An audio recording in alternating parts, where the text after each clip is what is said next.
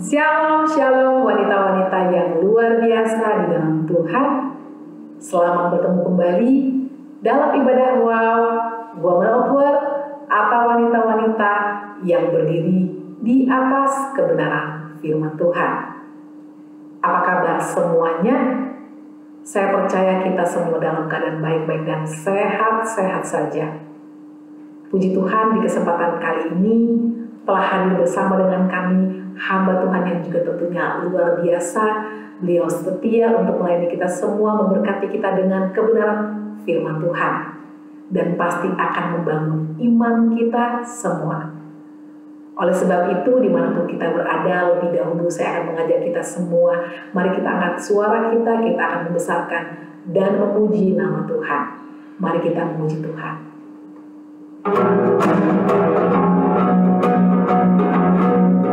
Ada satu sobatku yang setia,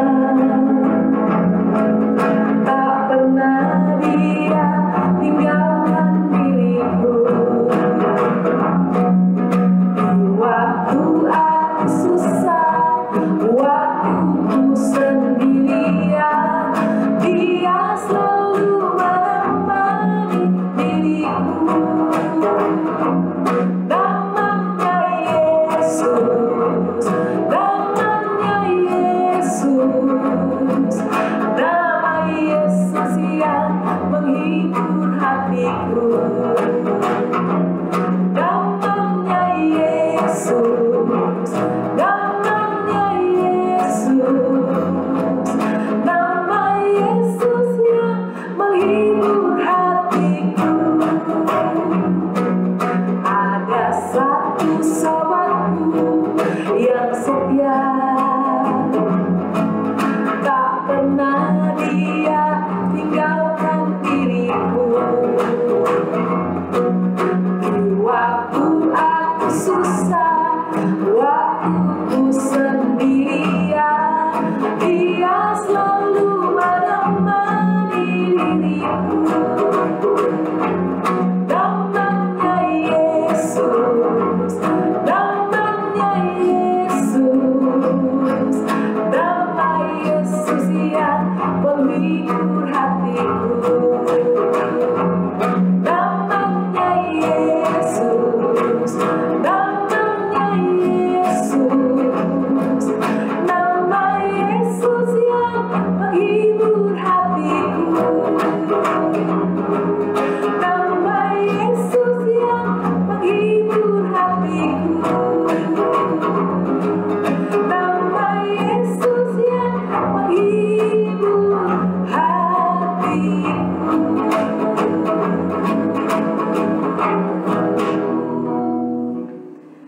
Amin, amin. Nama Yesus adalah nama yang setia. Dia adalah sobat yang tidak pernah meninggalkan kita sendirian. Dimanapun kita berada, dia senantiasa menyertai kehidupan kita. Amin.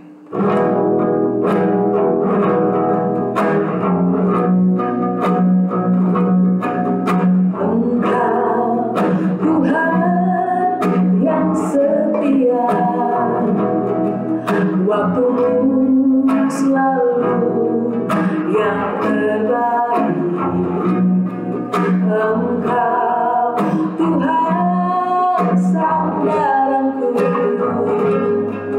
dan ku hanya akan berharap padamu. Satu-satunya yang ku andalkan, satu-satunya yang ku percaya. Engkau sumber kekuatan, sumber pengharapan, sumber kedamaian.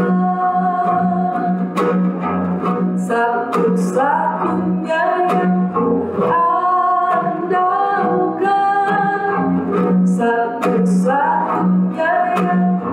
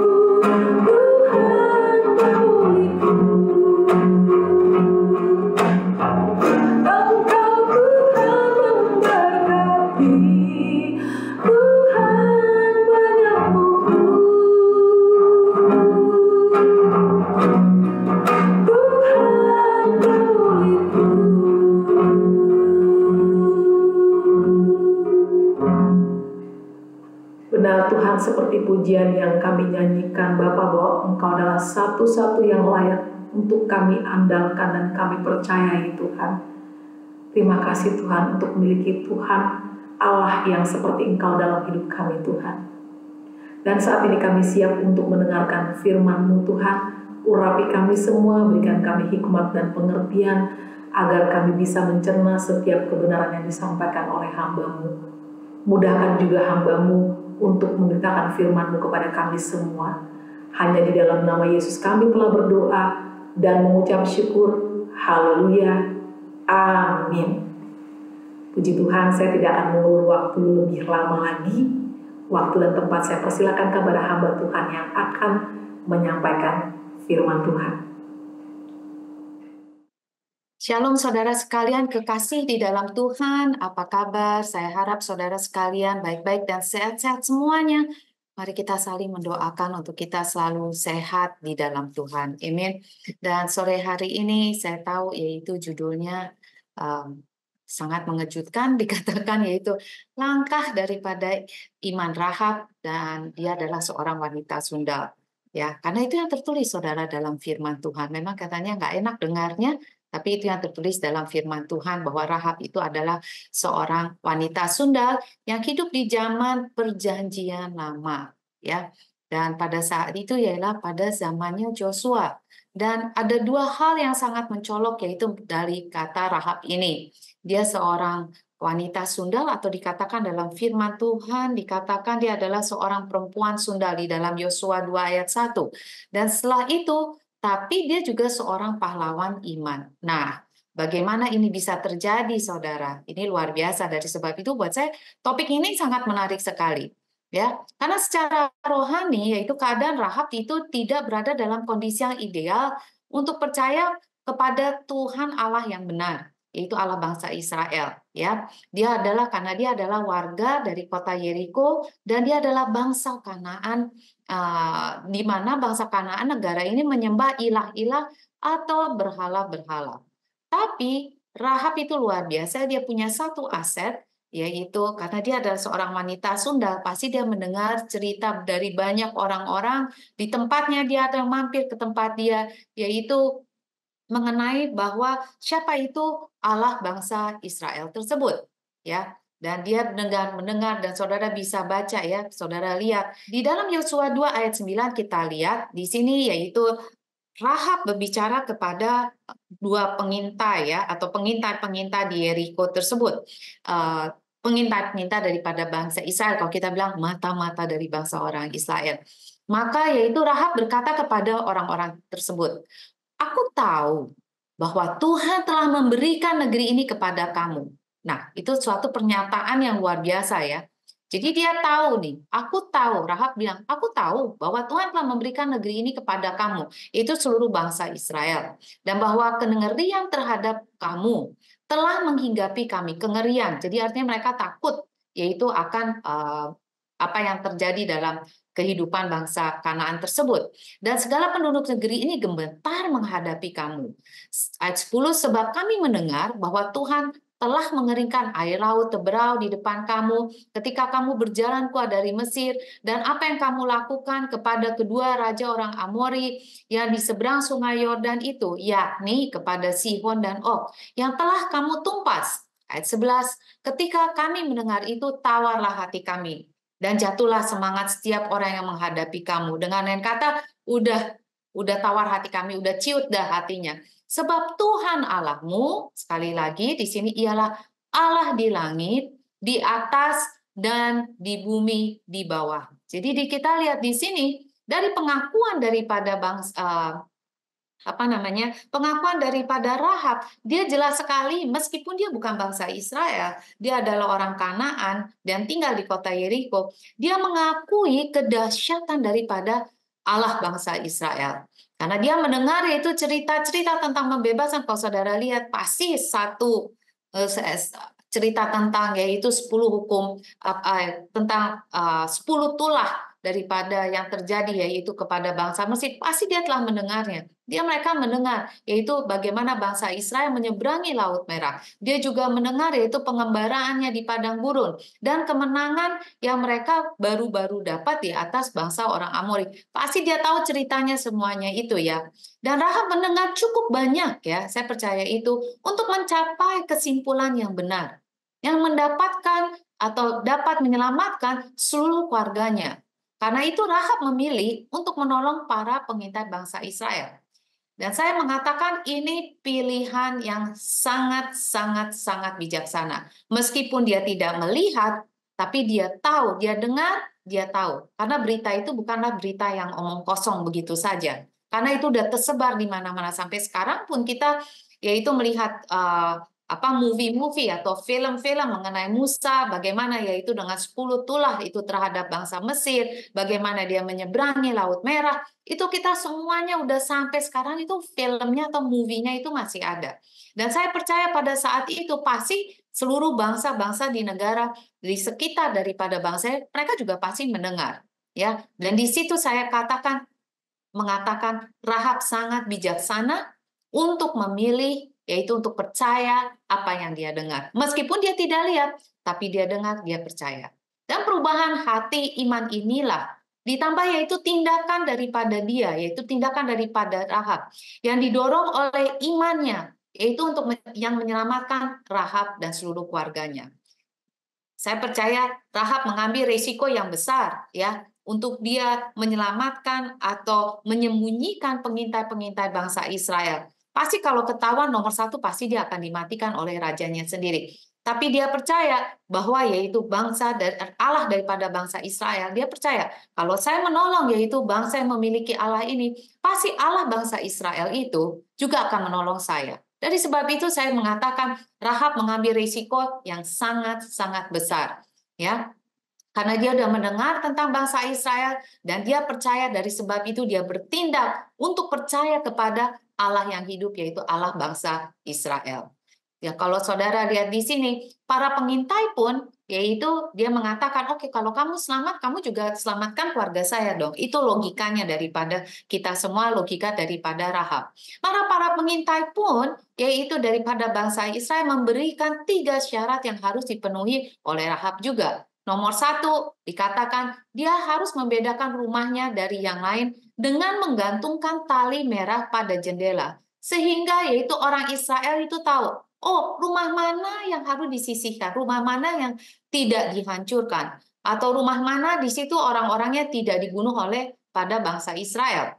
Nomor 2, keluarganya harus berada di dalam rumahnya selama pertempuran tersebut, yaitu selama bangsa Israel masuk ke Kanaan atau berperang melawan Yeriko. Dan ketiga, dia yaitu Rahab tidak boleh mengkhianati para pengintai tersebut. Itu sangat logika sendiri ya, sangat logika sekali ya.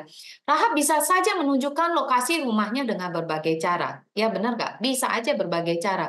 Mau di cat putih bisa, atau dia mengatakan pokoknya rumah nomor segini yang bataknya menonjol bisa, enggak. Tetapi di sini dengan jelas sekali yaitu bangsa Israel pengintai ini mengatakan enggak, kamu harus menggantungkan tali merah pada jendela sehingga seluruh bangsa Israel, seluruh prajurit bangsa Israel tahu inilah rumah Rahab. Soalnya bisa bayangkan hal tersebut ya. Namun yaitu satu-satunya cara agar dia bisa selamat ialah hanya untuk mengikuti arahan yang diberikan oleh yaitu pengintai-pengintai Israel atau mata-mata bangsa Israel ya. Sama juga pada zaman ini kalau kita lihat ya, dunia memberitahu kita bahwa ada banyak sekali jalan, bukan 1, 2, 3 jalan, banyak banget jalan untuk mendapatkan keselamatan, untuk kita mendapat yaitu menyucikan diri kita sendiri, untuk kita mendapatkan tingkatan yang lebih tinggi lagi, untuk kita dapat bisa yaitu gimana cara mendapat pahala yang besar ke surga. Tetapi kita lihat apa yang Yesus katakan atau Alkitab itu katakan, saya tahu banyak sekali ayatnya, saya hanya memilih 2 ayat di sini, yaitu dari Kisah Para Rasul 4 ayat 12 dikatakan, keselamatan tidak ada di dalam siapapun juga selain di dalam Dia, yaitu Yesus Kristus, sebab di bawah kolong langit ini tidak ada nama lain yang diberikan kepada manusia yang olehnya kita dapat diselamatkan. Jadi sekali lagi ya saya baca ya,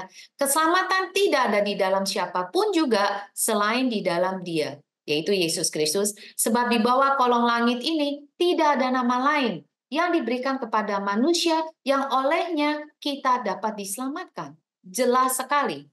Saya akan bacakan satu ayat lagi, Filipi 2 ayat 9, 10, dan 11. Firman Tuhan mengatakan demikianlah.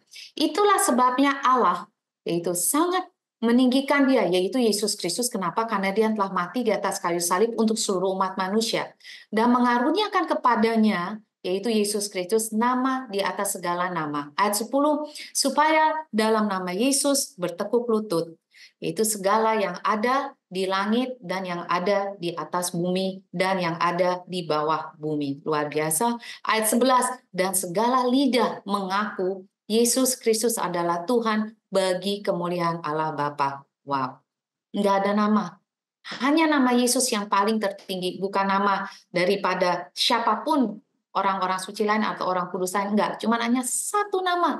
Allah meninggikan, yaitu nama itu, yaitu Yesus Kristus. Dan dikatakan setiap lutut akan bertelut, setiap lidah akan mengaku bahwa Yesus Kristus adalah Tuhan. Dia yang memegang yaitu segala kuasa di langit dan di bumi ini maupun di bawah bumi. Enggak ada lagi di tangan orang lain, hanya di dalam Tuhan kita Yesus Kristus. Dan kalau saudara perhatikan lagi ya, Yohanes 14 ayat 6, ini kata Yesus kepadanya. Kita lihat apa Yesus sendiri katakan. Akulah jalan kebenaran dan hidup. Tidak ada seorang pun yang datang kepada Bapa kalau tidak melalui aku. Dan saya percaya yaitu kalau saudara sekalian, apa yang saya lakukan sekali lagi, saya garis kuningin ini semua ayat-ayat ini, yaitu dalam firman Tuhan udah garis kuning, udah garis merah, udah garis hijau. Saya udah nggak tahu udah ya. Tapi itu yang saya lakukan yaitu Filipi 2, 9, 10, 11, terus begitu Kisah Rasul 4 ayat 12. Paling tidak saudara hafal yang paling mudah, yaitu Yohanes 14 ayat 6. Itu yang kita harus pegang. Kata Yesus kepadanya, akulah jalan, kebenaran, dan hidup. Dan dikatakan tidak ada seorang yang datang kepada Bapa kalau tidak melalui aku. Saudara bisa bayangkan, saudara bisa periksa segala macam sejarah manusia. Itu nggak ada orang yang berani mengatakan, akulah jalan, kebenaran, dan hidup.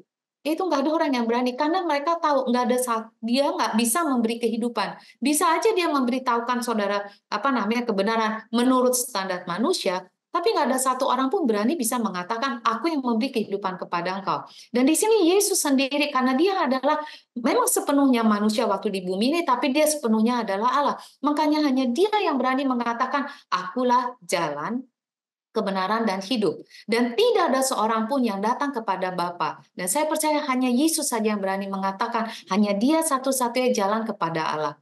Saya tahu nggak ada satu orang kudus atau orang suci, mereka hanya mengatakan, oh kamu melakukan ini untuk kamu ke surga, kamu melakukan ini untuk dapat pahala, kamu melakukan ini dan itu. Tapi Yesus berani mengatakan, tidak ada seorang pun datang kepada Bapa kalau tidak melalui aku. Artinya dia sepenuhnya yakin, waktu dia bicara ini, dia tahu siapa diri dia sepenuhnya. Dan puji Tuhan, yaitu dia taat sampai di atas kayu salib, sehingga kita mendapatkan kehidupan yang kekal. Ya, jadi kalau kita lihat di sini luar biasa, sebetulnya sangat-sangat luar biasa firman ini ya. Jadi kalau kita lihat di sini, memang benar dikatakan, yaitu banyak memang jalan-jalan. Saudara, di luar banyak sekali buku-buku atau apapun juga untuk mendapatkan keselamatan. Tetapi Yesus dengan spesifik, firman Tuhan yaitu secara khusus spesifik, memberikan kepada kita jalannya, bagaimana untuk kita diselamatkan, mendapatkan kehidupan yang kekal. Amin, saudara. Dan mungkin ya itu kalau saudara lihat di awal iman Rahab itu dibangun oleh rasa yaitu ketakutan. Karena dia takut, dia dengar semuanya, dia bilang mereka kecil hati. Imannya sederhana. Tapi itu ya saudara, tapi saudara lihat, Rahab percaya. Meskipun iman yang sesederhana tersebut, dia nggak ada Alkitab loh pada saat itu. Dia dengar, dia percaya, dia bertindak. Saya mengatakan itu sangat-sangat luar biasa ya. Rahab percaya bahwa bangsa Israel menyembah Allah yang hidup.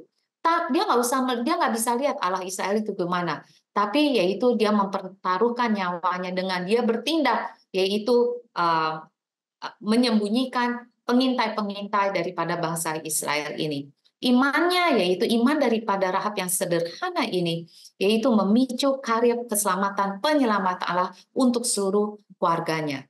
Dan hal ini juga berlaku untuk setiap aspek di dalam kehidupan kita, ya. Tuhan akan melakukan apa saja bagi saudara, yaitu yang sesuai dengan firman Tuhan. Jika saja kita mau mempercayai Dia sebagai Tuhan Allah yang hidup dan bertindak di atas sesuai dengan firman-Nya.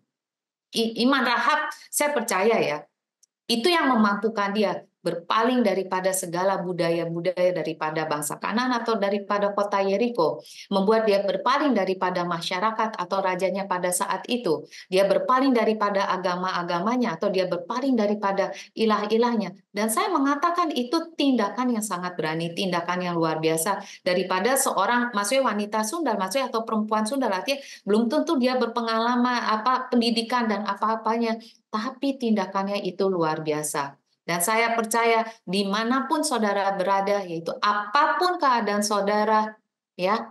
Dan saudara ingat ya, Rahab itu nggak pernah ke gereja.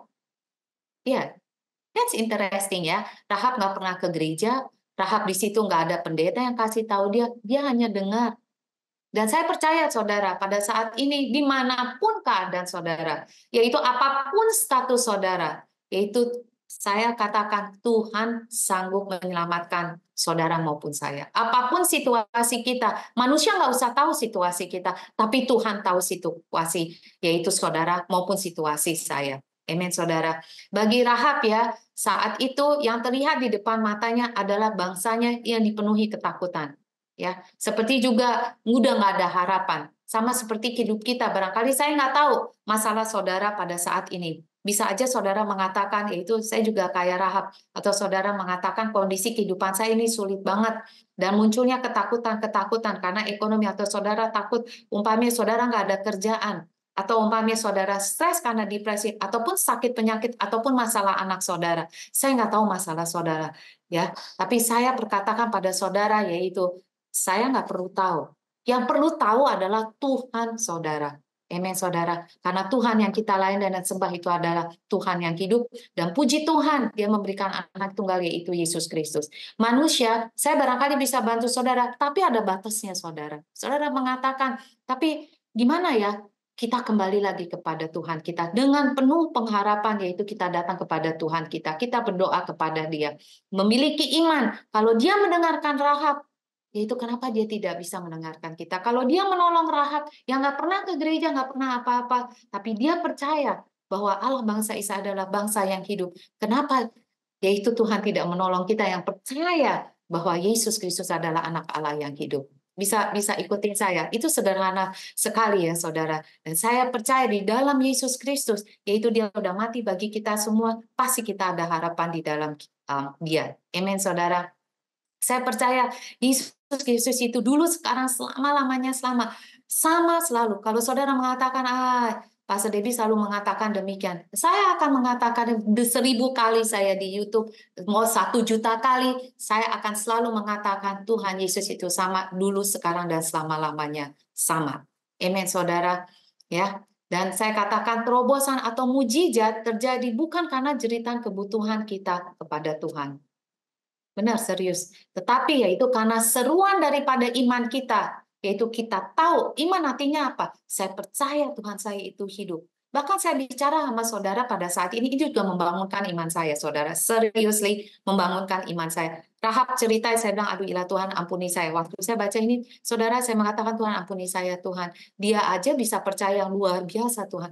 Ampuni saya kalau saya kurang percaya kepada Engkau. Ampuni saya kalau saya ada keraguan, sedikit pun keraguan tersebut, ampuni saya. Dan saya percaya itu seruan iman kita yang membuat Tuhan itu bangkit dan mendatangkan atau membuat mujizat bagi kita semua. Mujizat dari Tuhan buat kita semua. Ya, kalau saudara perhatikan lebih lanjut lagi nih, ini luar biasanya. Rahab adalah orang asing pertama yang dicatat dalam Alkitab yang berpindah agama ke Yudaisme. Artinya berpindah agama, dia berpindah ke agama bangsa Israel. Selain wanita itu adalah contoh yang sangat penting, yaitu di mana kuasa Allah dapat mengubah kita dari keadaan kita yang penuh dosa menjadi orang yang Dia inginkan. Benar, saudara. Dia menunjukkan bahwa dengan perempuan, dia hanya perempuan, Kayaknya nggak ada arti pada zaman itu, apalagi perempuan sundal, udah nggak ada harganya, udah nggak ada artinya ya. Kita tidak perlu hidup dalam rasa bersalah dan tetap berada dalam dosa. Kalau saja kita mau balik kepada Tuhan kita dan menerima Dia sebagai Tuhan dan Juru Selamat kita. Jadi kita sudah lihat ya, masa lalu Rahab ada seorang perempuan sundal, sekali lagi saudara bisa baca di Yosua 2, artinya wanita yang tunasusila, yang nggak ada artinya di masyarakatnya sendiri. Tetapi hidupnya berubah setelah Allah menyelamatkan dia. Begitu ia bergabung dengan bangsa Israel, Rahab menikah dengan Salmon, dari salah satu dari suku Yehuda. Putra mereka adalah Boas. Boas kemudian menikah dengan Ruth, dan keturunan mereka adalah ayah daripada Yesus di dunia, yaitu namanya Yusuf.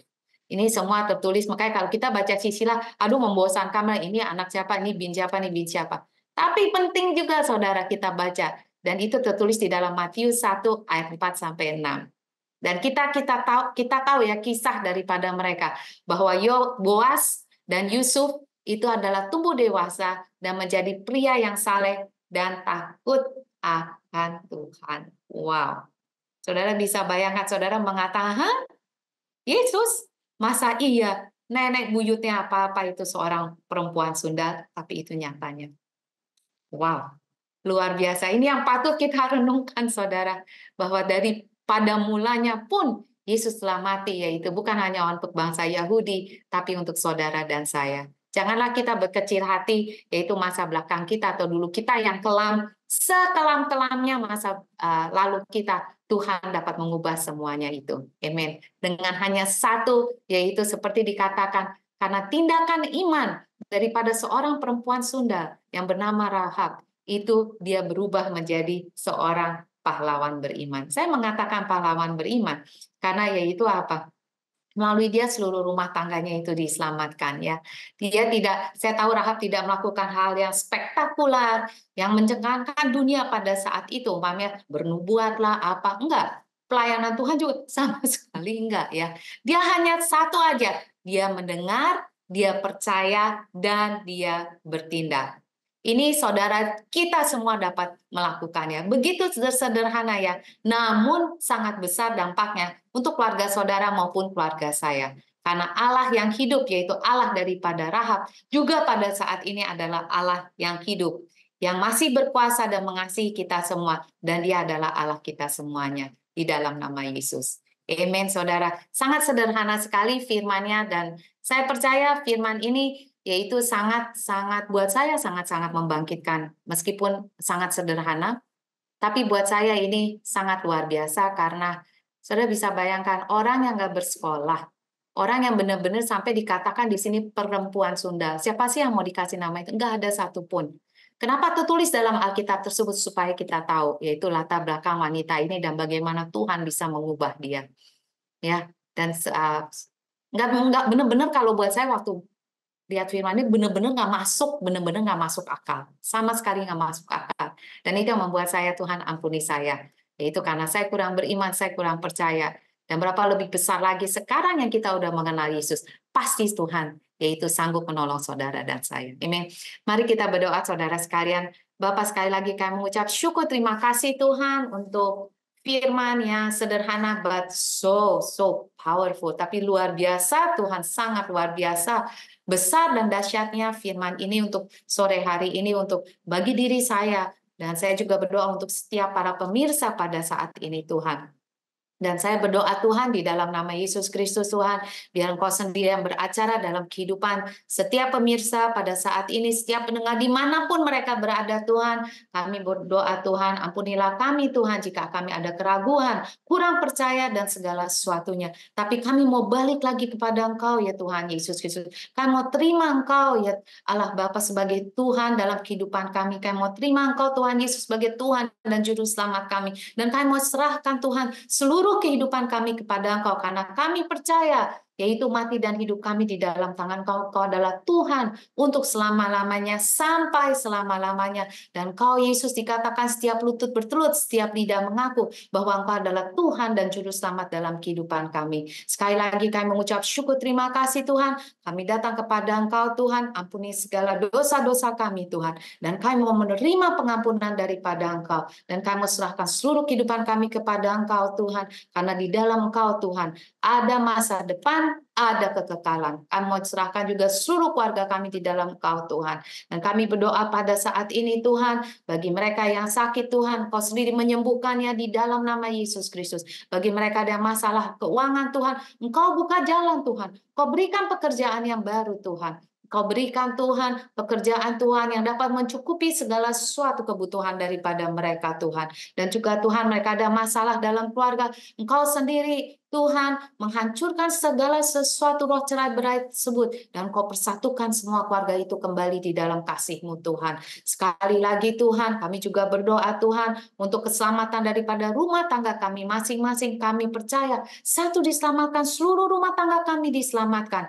Terima kasih Tuhan. Kami juga berdoa untuk setiap mereka yang sudah orang-orang tua Tuhan, mereka yang berumur Tuhan, Engkau tidak meninggalkan mereka sendirian, tapi Engkau menemani mereka sampai pada kesudahan mereka Tuhan. Terima kasih Tuhan. Sekali lagi kami serahkan seluruh hidup kami Tuhan, rumah tangga kami, anak kami Tuhan, keluarga kami, pekerjaan kami, pelayanan kami kepada Engkau. Terima kasih Tuhan. Di dalam nama Yesus Kristus kami sebagai hamba-Mu juga tidak lupa Tuhan, biarlah pernyataan daripada Allah Bapa, Allah Anak, Allah Roh Kudus menyertai saudara sekalian semuanya, dan diberkatilah saudara berkelimpahan dengan berkat-berkat rohani maupun berkat jasmani. Di dalam nama Yesus kami berdoa, haleluya, amin. Tuhan Yesus memberkati saudara sekalian semua. Sampai jumpa kembali di lain kesempatan. Dan sekali lagi tetap beriman. Sama seperti Rahab, kita terus beriman dan juga bertindak. Amin. Tuhan Yesus memberkati.